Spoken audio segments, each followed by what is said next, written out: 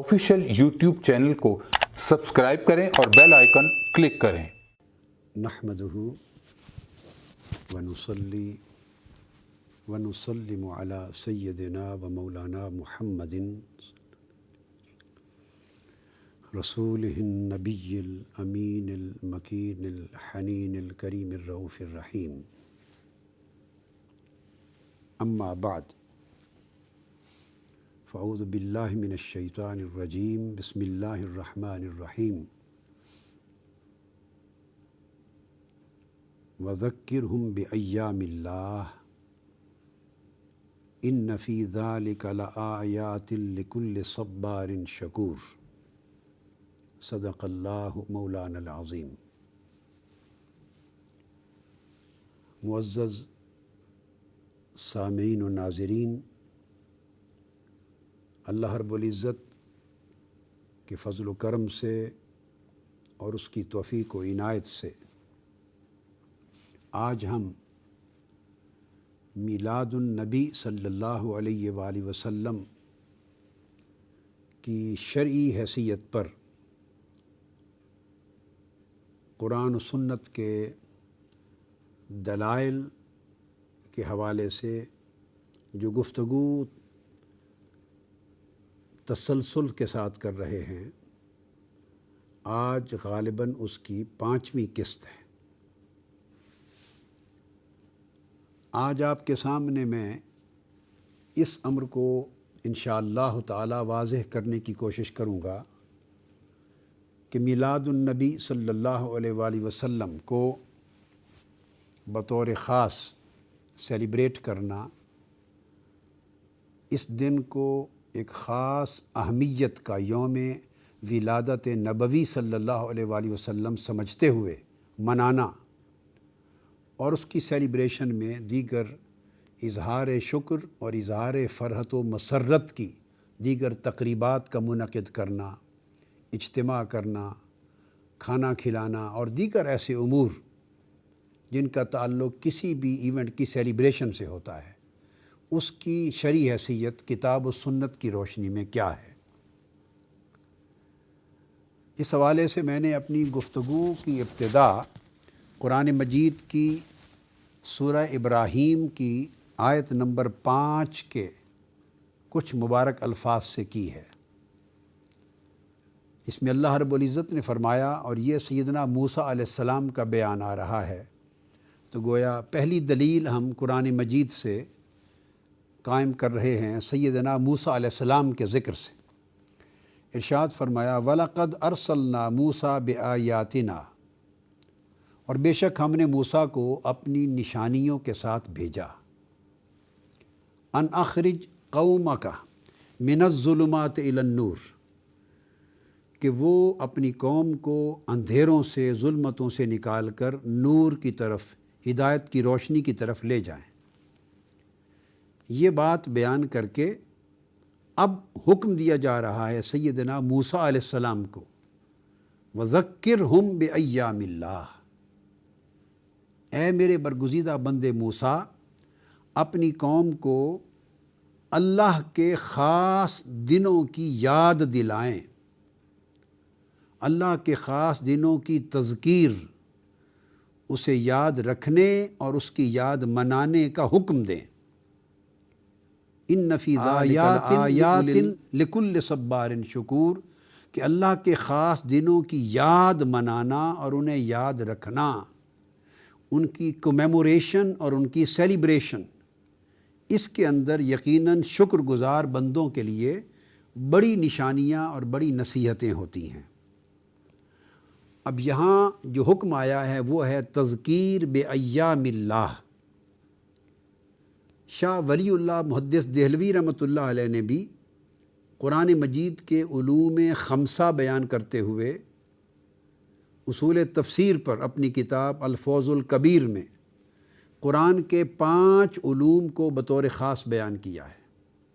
जिनमें अक़ायद पर मबनी आयात हैं, उसको इल्मुल मुखासमा कहा है। इसी तरह तज़कीर की बात की है, आखिरत की बात की है, کہ آخرت سے متعلق آیات اور احکام ہیں اور علم التذکیر ہے، اور علم التذکیر میں انہوں نے علم التذکیر بایام اللہ اور علم التذکیر بآیات اللہ، اس پر خاص توجہ دی ہے کہ اللہ تعالیٰ کے خاص ایام ہیں۔ اب یوں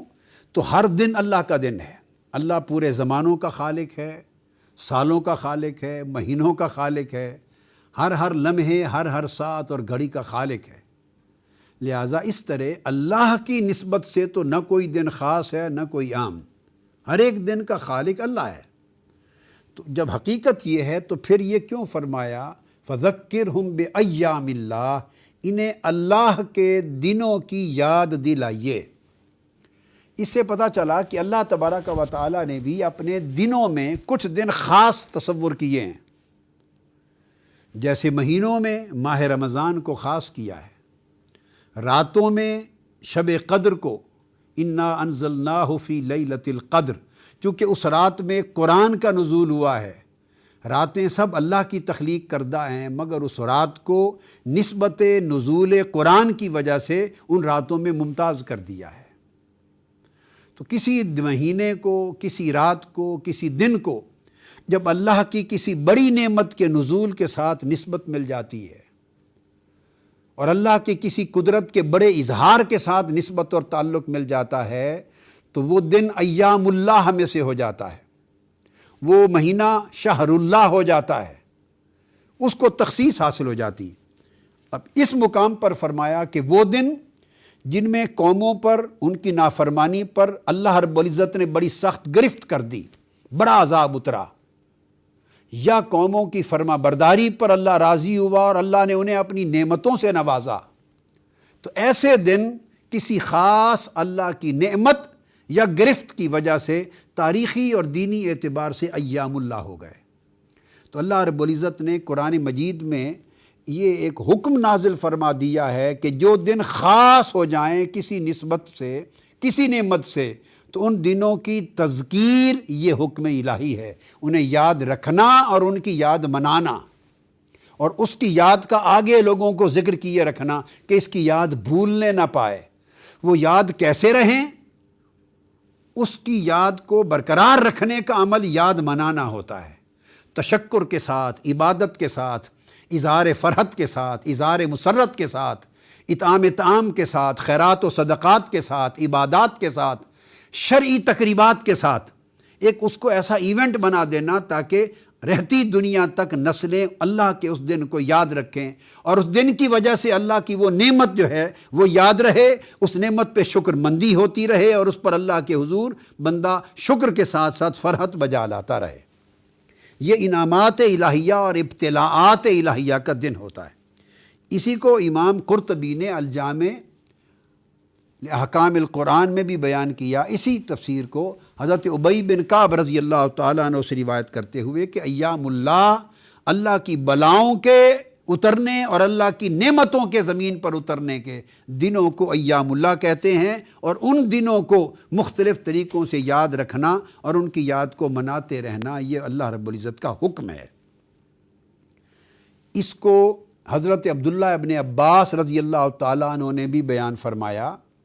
جو حضرت مجاہد سے روایت ہے ان کا قول، اور امام طبری نے تفسیر طبری میں اور امام سیوطی نے الدر المنصور میں اس کو روایت کیا کہ یہ جو ایام اللہ ہیں، فرمایا یہ وہ دن ہیں کہ جس دن اللہ رب العزت نے انعم اللہ بہا علیہم، جس دن اللہ نے ان پر اپنا کوئی انعام فرمایا، انجاہم من آل فرعون،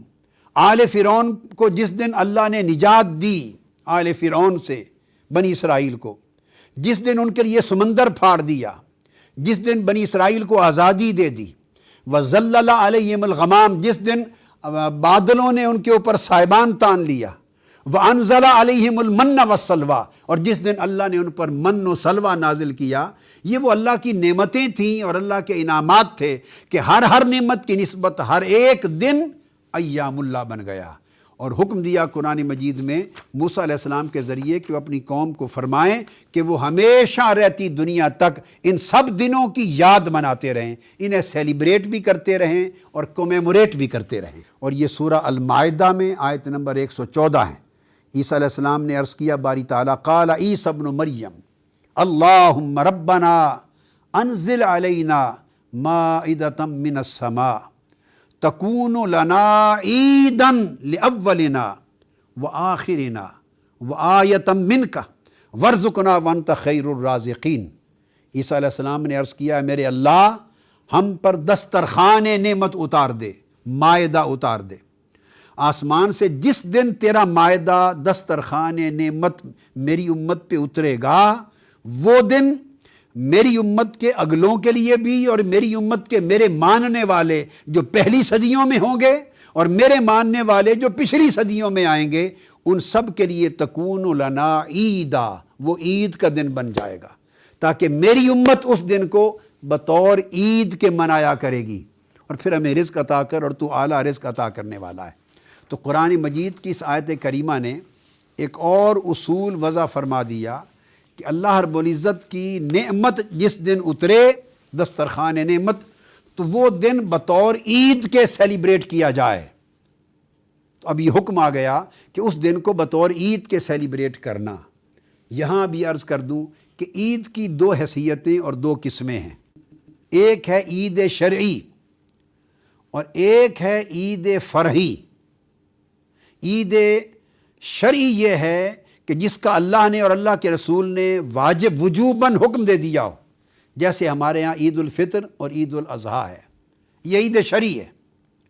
اور عید فرحی یہ عید فرحت ہے، یہ عید تشکر ہے، یہ عید امتنان ہے، یہ عید مسرت ہے۔ یہ وہ ہے کہ جس کو خاص مناسک اور احکام کے ساتھ کہ خطبہ پڑھا جائے، نماز پڑھی جائے، مقرر طریقے کے احکام کو بجا لایا جائے، یہ شرائط تو نہ ہوں مگر اس دن کو عید کے طور پر خوشی اور اظہار مسرت میں منایا جائے۔ اور عید کا لفظ عاد یعود سے ہے، اس کا معنی یہ ہے وہ دن جو ہر سال پلٹ پلٹ کر آئے اور ہر سال بعد جب وہ دن آئے تو اس کی خوشی تازہ کی جائے، اس وجہ سے اسے عید کہتے ہیں، عید اعادہ سے ہے۔ لہٰذا عید فرحت، عید مسرت یہ مستحب اور مستحسن ہے، اور عید شرعی یہ واجب ہے۔ اب جمعہ حضور علیہ السلام نے، حالانکہ اسلام میں عیدیں دو ہیں جو وجوب کے درجے میں ہیں، واجب ہیں، وہ عید الفطر اور عید الاضحیٰ ہے، مگر کیا کوئی اس امر کا انکار کر سکتا ہے کہ اسی اسلام میں یوم جمعہ کو بھی یوم عید کہا گیا ہے؟ اس کا ذکر آگے آئے گا۔ تو پھر کیا کہیں گے کہ تین عیدیں ہیں؟ نہیں، وہ دو عیدیں عید وجوبی ہیں، عید شرعی ہیں،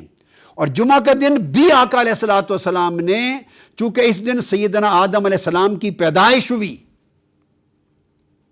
اور اس دن تکمیل دین کی آیت اتری، ان دو نسبتوں کی وجہ سے اس دن کو بھی حضور علیہ السلام نے عید کی طرح خوشی، مسرت، غسل کرنا، نئے کپڑے پہننا، اجتماع کرنا اور مجھ پر کثرت کے ساتھ درود و سلام پڑھنا، ان شکلوں میں بطور عید منانے کا حکم فرمایا۔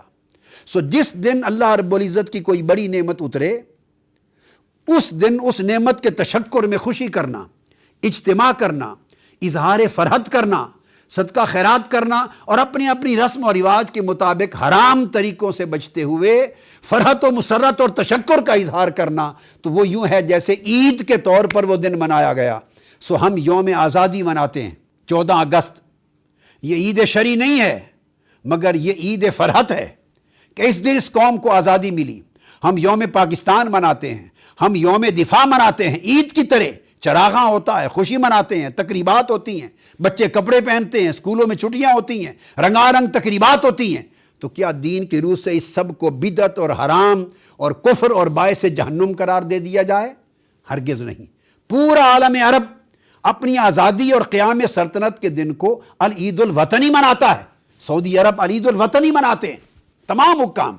عرب دنیا عید الجلوس مناتی ہے، جس دن حکمران تخت پہ بیٹھا۔ تو یہ ساری عیدیں جو عید کے نام سے منائی جاتی ہیں پوری اسلامی دنیا میں، عرب دنیا میں آج بھی، تو کیا مطلب ہے انہیں بدعت اور شرک کہا جائے گا؟ نہیں، یہ ساری عیدیں شرعی نہیں ہیں، یہ عید فرحت ہیں، یہ آیاد فرحت و مسرت ہیں۔ آیاد عید کی جمع ہے، یہ مستحسن ہیں، مستحب ہیں، مباح ہیں، اپنی خوشی کا اظہار ہے، مسرت کا اظہار ہے، اور چونکہ پلٹ پلٹ کر وہ دن آتا ہے اس لغت کے اعتبار سے اس کو بھی عید کہہ دیا جاتا ہے۔ جب یہ ساری مستحسن و مستحب عیدیں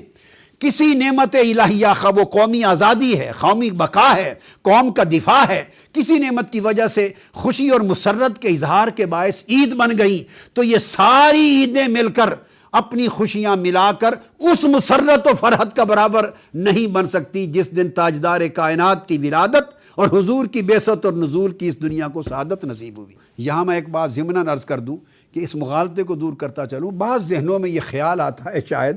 کہ یہ میلاد کا لفظ ہندوستان میں لوگوں نے پیدا کر لیا ہے۔ یوم میلاد اور میلاد النبی اور میلاد کی اصطلاح بعض ذہنوں میں نادانی یا کم علمی کی وجہ سے پرابلم یہ آ گیا ہے کہ پہلے ہوتے تھے نیم حکیم خطرہ جان، اب کثرت کے ساتھ نیم ملا خطرہ ایمان ہو گئے ہیں۔ قدم ایک اور آگے بڑھ گیا ہے، ابھی تک نیم ملا خطرہ ایمان تھے، اب نیم ملانیاں بھی ہیں، اور درس قرآن اور درس حدیث کے نام پر وہ نیم ملانیاں بھی خطرہ ایمان ہیں، نیم ملا بھی خطرہ ایمان ہے۔ نیم حکیم کا خطرہ کم ہے کہ جان کو نقصان دیتا ہے، نیم ملا اور نیم ملانیوں کا خطرہ زیادہ ہے کہ ایمان کو برباد کرتے ہیں۔ علم کم ہے، اس میں گہرائی نہیں ہے، تحقیق نہیں ہے، تدقیق نہیں ہے، سینکڑوں کتب حدیث کو کھنگال کے نہیں دیکھا، مطالعہ میں کمی ہے، سرسری پڑھا، بولنے کا طریقہ سلیقہ سیکھ لیا، ایک اچھے ایکسپریشن کے ساتھ عام سامعین کو متاثر کر کے بہکا کے گمراہ کر دیا، اور پھر وہ جو بات کہتے چلے جاتے ہیں سادہ لوگ اس کو مانتے چلے جاتے ہیں۔ تو یہ بھی واضح کر دوں کہ یہ میلاد کا لفظ کوئی انڈیا کی پیداوار نہیں ہے، یہ میلاد کا لفظ صحابہ کرام کا وضع کردہ ہے، آقا علیہ السلام کی سنت اور حدیث کا لفظ ہے، یہ حدیث کے لٹریچر میں تھا، عرب میں تھا۔ اس کو مولد النبی بھی کہتے ہیں، اسے مولود بھی کہتے ہیں، اسے میلاد بھی کہتے ہیں، اس کا معنی ولادت ہے۔ ولادت، ولاد، مولد، مولود، میلاد، یہ تمام کے تمام الفاظ سنت نبوی کے، حدیث نبوی کے اور صحابہ کرام کے اور لغت عرب کے استعمال میں ہیں۔ تو میں بائی دی وے آپ کو کوٹ کر دوں تاکہ آگے جب میلاد کا لفظ استعمال ہو تو کنفیوژن نہ رہے۔ یہ ترمذی شریف ہے اس وقت جو میں جس کا ریفرنس آپ کو دے رہا ہوں، یہ سیاہ ستہ کی کتاب ہے، اس کی کتاب المناقب جو جامع ترمذی کی کتاب نمبر 50 ہے، باب نمبر 2 کتاب المناقب کا، اس کا عنوان ہی جو امام ترمذی نے قائم کیا ہے وہ سن لیجئے، باب ما جاء فی میلاد النبی صلی اللہ علیہ وآلہ وسلم، یہ عنوان ہے جو میں پڑھ رہا ہوں، میلاد النبی صلی اللہ علیہ وسلم کے باب کے بیان میں، اور اس میں یہ لفظ میلاد کو ولادت کے معنی میں استعمال کیا ہے۔ سیدنا عثمان غنی رضی اللہ تعالیٰ عنہ نے، حدیث میں لفظ ہیں، انہوں نے پوچھا قباس بن اشیم سے، انت اکبر ام رسول اللہ صلی اللہ علیہ وآلہ وسلم، یہ جامع ترمذی کی حدیث پڑھ رہا ہوں۔ حضرت عثمان غنی سے پوچھا، آپ نے پوچھا حضرت قباس بن اشیم سے کہ کیا عمر میں آپ بڑے ہیں یا رسول اللہ صلی اللہ علیہ وآلہ وسلم بڑے ہیں؟ انہوں نے جواب دیا، فقال رسول اللہ صلی اللہ علیہ وآلہ وسلم اکبر منی وانا اقدم منہ فی المیلاد۔ اب یہاں ایک بات تو یہ ثابت کرنا مقصود تھا کہ لفظ میلاد یہ صحابہ کرام کے مستعملات میں سے تھا، ان کی استعمال شدہ اصطلاحات میں سے تھا، اور یہ میلاد النبی کا لفظ اس وقت سے مستعمل ہے حضور کی ولادت کے باب میں، اور یہ سیاہ ستہ کی ٹرم ہے، ترمذی شریف کا باب اس پر قائم ہے۔ اور دوسرا نقطہ کمال ادب و تعظیم مصطفیٰ کا ہے، وہ یہ آپ حیران ہوں گے جان کر کہ انہوں نے پوچھا کہ عمر میں بڑا کون ہے؟ اب صحابی جواب دے رہا ہے، انہوں نے وہ عمر میں بڑے وہ تھے، وہ صحابی بڑے تھے، پہلے پیدا ہوئے تھے، مگر پاس ادب رسول کا یہ عالم ہے کہ لفظ بڑا، عمر میں بڑا ہونے کا لفظ بھی انہوں نے آقا کے مقابلے میں اپنی عمر کے ساتھ منسوب کرنے کو خلاف ادب سمجھا ہے، اور کہا اکبر منی رسول اللہ، بڑے تو مجھ سے رسول اللہ ہیں، بڑے تو رسول اللہ ہیں صلی اللہ علیہ وسلم، وانا اقدم منہ فی المیلاد، اور میں دراصل میلاد میں یعنی پیدا ان سے پہلے ہو گیا تھا، پیدا میں پہلے ہو گیا تھا مگر بڑے حضور ہی ہیں۔ یہ تو ان کے ادب کا عالم تھا۔ تو اس حدیث سے جو بیسک چیز اس وقت میں عرض کرنا چاہ رہا تھا وہ یہ کہ جب بھی لفظ میلاد النبی کا استعمال ہوگا یہ گمان کبھی نہیں جانا چاہیے کہ یہ لفظ بدعت ہے، معاذ اللہ، یہ سیاہ ستہ کی ٹرم ہے۔ اب کسی نے پڑھا ہی کم ہو اور چند رٹی رٹائی باتوں سے تقریریں کرتے ہوں تو اس میں ہمارا قصور نہیں ہے۔ پھر قرآن مجید کی طرف آتے ہیں کہ کیا کسی پیغمبر کی ولادت کا دن اٹ سیلف کوئی خاص سگنیفیکنس رکھتا ہے؟ دنوں میں ولادت کے دن کی کوئی خاص اہمیت ہے؟ بعض لوگ کہہ دیں گے جی کوئی خاص اہمیت نہیں ہے، بس ولادت ولادت ہے۔ یہ بھی قرآن مجید کے تصور کے خلاف ہے۔ سورہ مریم کو پڑھیے، آیت نمبر 15، حضرت یحییٰ علیہ السلام کے حوالے سے ارشاد فرمایا وَسَلَامٌ عَلَيْهِ يَوْمَ وُلِدَ وَيَوْمَ يَمُوتُ وَيَوْمَ يُبْعَثُ حَيًّا، اور سلام ہو یحییٰ پر، یوم ولد ان کے یوم میلاد پر۔ یہ قرآن ہے۔ سلام ہو یحییٰ پر ان کے یوم میلاد کے، اور سلام ہو یحییٰ پر ان کے یوم وفات میں، اور سلام ہو یحییٰ پر ان کے یوم بعثت پر۔ یعنی جس دن ان کی ولادت ہوئی اس دن بھی سلام، جس دن ان کی وفات ہوگی تو یوم وصال پر بھی سلام، اور جس دن دوبارہ ان کی بعثت ہوگی اٹھیں گے اس دن پر بھی سلام۔ تو آپ نے دیکھا کہ 3 دنوں کو ایک پیغمبر کی زندگی میں اللہ رب العزت نے ان کی زندگی کے باقی سارے دنوں سے منفرد اور ممتاز کر دیا، اور ان میں پہلا دن یوم میلاد ہے۔ اگر ولادت کے دن اللہ رب العزت کے ہاں ایک پیغمبر کی زندگی میں بڑی منفرد، ممتاز اور خاص اہمیت اور فضیلت اور برکت کا حامل نہ ہوتا تو پیغمبر کے تو ہر دن اللہ کی بارگاہ سے صلاۃ اور سلام ہوتا ہے۔ اللہ کی بارگاہ سے تو پیغمبر کے ہر دن سلام اترتا ہے، ہر دن برکات ہوتی ہیں، مگر اس دن جسے کہا کہ سلام ہو اس پر ولادت کے دن، اس کا مطلب یہ ہے کہ ولادت کا دن پیغمبر کے زندگی میں خصوصیت کا حامل ہے۔ اسی طرح سورہ مریم میں آگے آیت نمبر 33 میں سیدنا عیسیٰ علیہ السلام کے لیے فرمایا وَالسَّلَامُ عَلَيَّ يَوْمَ وُلِدتُّ وَيَوْمَ أَمُوتُ وَيَوْمَ أُبْعَثُ حَيًّا۔ عیسیٰ علیہ السلام فرماتے ہیں اور سلام ہو مجھ پر میرے میلاد کے دن اور میری وفات کے دن، اور جس دن میں دوبارہ زندہ اٹھایا جاؤں گا میری بعثت کے دن۔ تو عیسیٰ علیہ السلام نے بھی خود دعا کی اور اللہ رب العزت سے مانگا کہ میرے میلاد ولادت کے دن باری تعالیٰ مجھ پہ سلام ہو۔ ان 2 آیات کریمہ سے قرآن مجید کی نص سے یہ اسٹیبلش ہو گیا کہ یوں تو پیغمبر کی زندگی کا ہر دن باعث برکت اور باعث سلامتی ہے، اور ہر دن اس پر اللہ کی رحمتیں، برکتیں اور سلامتیاں نازل ہوتی ہیں، مگر پیغمبر کی ولادت یعنی میلاد کا دن اللہ کے ہاں غیر معمولی اہمیت کا ہوتا ہے، چونکہ اللہ نے پیغمبر کی پوری زندگی میں اس کے یوم ولادت کو ساری زندگی سے الگ ممتاز کر دیا ہے، اور بطور خاص اس دن اپنے پیغمبر پہ سلام پڑھتا ہے۔ سو امت کے لیے سنت الہیہ ہو گئی کہ پیغمبر کی پوری عمر درود و سلام پڑھتے رہیں، مگر جب اس پیغمبر کا یوم میلاد آئے تو ساری امت کثرت کے ساتھ اللہ کی سنت پہ عمل کرتے ہوئے اس پیغمبر پہ درود و سلام پڑھے۔ یہی یوم میلاد منانا ہے کہ ولادت کے دن کثرت سے حضور پہ درود و سلام پڑھا جائے، ولادت کے مہینے کثرت کے ساتھ درود و سلام پڑھا جائے۔ کیوں؟ یہ امتیاز یوم میلاد کی نسبت سے اللہ رب العزت نے خود قائم فرما دیا ہے۔ سو یہ سنت الہیہ ہے۔ اب یہاں ولادت کی نسبت سے ایک آیت کوٹ کرنا چاہتا ہوں، اور بڑی ایک لطیف بات ہے، وہ حضور علیہ الصلوۃ والسلام کی ولادت کا ذکر ہے اسی لفظ کے ساتھ، اور وہ سورۃ البلد ہے، سورۃ نمبر 90، اس کی پہلی 3 آیتیں، آیت نمبر 1، 2 اور 3، فرمایا لا اقسم بہذا البلد وانت حل بہذا البلد ووالد وما ولد۔ اللہ رب العزت نے فرمایا میں قسم کھاتا ہوں اس شہر مکہ کی، میں اس شہر مکہ کی قسم کھاتا ہوں۔ کیوں؟ قسم اس سبب سے نہیں کہ یہاں اس شہر میں میرا گھر ہے، کعبہ ہے، اس میں صفا مروہ ہے، اس میں لوگ حج اور طواف کے لیے آتے ہیں، اس میں حتیم ہے، اس میں آب زمزم ہے۔ قسم کسی اور وجہ سے نہیں کہ یہاں میرے مناسک حج ادا ہوتے ہیں، نہ، اس شہر مکہ کی قسم کھاتا ہوں۔ کیوں؟ وَأَنْتَ حِلٌّ بِهَذَا الْبَلَدِ، میرے حبیب مکرم صرف اس لیے کہ تیری اقامت اس شہر میں ہے، تیرا قیام اس شہر میں ہے، تیری سکونت اس شہر میں ہے، چونکہ یہ شہر میرے حبیب تیری جائے سکونت ہے، اس لیے اس شہر کی قسم کھاتا ہوں۔ اب اگلی آیت میں اس سے بھی لطیف تر ایک نقطہ بیان کیا ہے، یہاں قسم کھائی اس لیے کہ یہ شہر میرے حبیب تیری جائے سکونت ہے، آگے فرمایا وَوَالِدٍ وَمَا وَلَد، جائے سکونت مصطفیٰ، شہر اقامت مصطفیٰ، اس کی قسم کھا کر فرمایا، اور قسم صرف اس شہر کی نہیں جس میں میرے حبیب آپ کی سکونت ہے، پھر قسم اس والد کی بھی ہے جسے آپ کا والد ہونے کا شرف نصیب ہوا، اور قسم کھاتا ہوں اس والد کی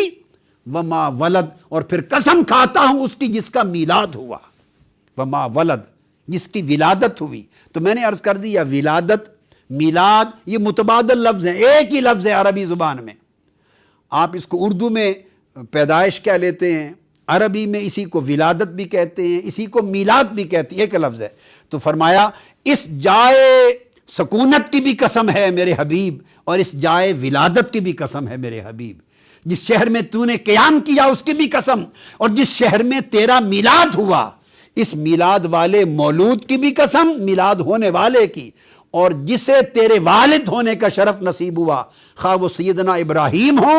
یا خواہ وہ حضرت آدم علیہ السلام ہو، جسے بھی تیرے نسب آباء و اجداد میں تیرے والد ہونے کا شرف ہوا، اس کی نسبت والدیت کی بھی قسم ہے، اور اس کے نسب سے جب تیری ولادت ہوئی تو صاحب میلاد کی بھی قسم ہے، اور شہر میلاد کی بھی قسم ہے۔ تو قرآن مجید نے اس لطیف پیرائے میں اس طرح حضور علیہ السلام کے میلاد کا ذکر اور دیگر انبیاء کے میلاد کا ذکر کیا ہے۔ اب اگلی قسط میں، اگلی گفتگو میں انشاءاللہ تعالی اب اس کی روشنی میں اب احادیث نبوی کے مضمون کو اس موضوع پر آگے لے کے چلیں گے۔ وما علینا الا البلاغ۔ شیخ الاسلام ڈاکٹر محمد طاہر القادری کے آفیشیل یوٹیوب چینل کو سبسکرائب کریں اور بیل آئیکن کلک کریں۔